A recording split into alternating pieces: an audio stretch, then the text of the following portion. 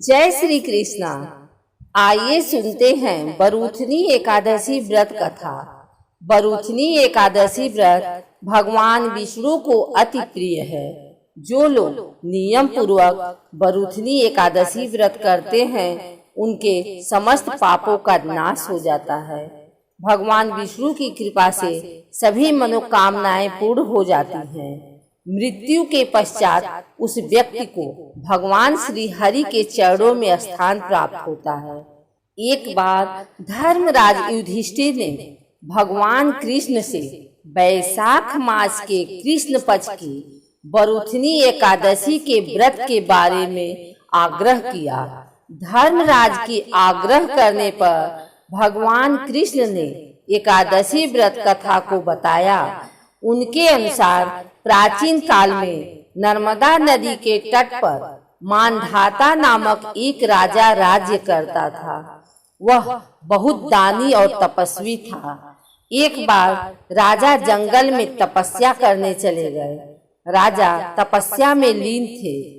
एक सुअर आया और राजा को खींचकर घने जंगल के अंदर में उठा ले गया। भालू का व्यवहार देखकर राजा बहुत डर गया और अपनी रक्षा के लिए मन ही मन भगवान विष्णु की प्रार्थना की। भक्त की पुकार सुनकर भगवान विष्णु वहां प्रकट हुए और भालू को मारकर राजा की रक्षा की। परंतु भालू ने राजा का पैर खा चुका था। इसे लेकर राजा बहुत दुखी था।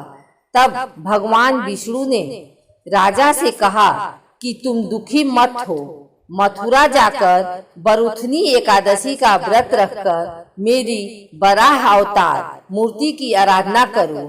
ऐसा करने से तुम ठीक हो जाओगे। राजा ने मथुरा जाकर बहुत ही विधि विधान से व्रत रखकर पूजा किया, जिसके पुण्य से राजा का पैर ठीक हो गया और वह सुंदर शरीर वाला हो गया।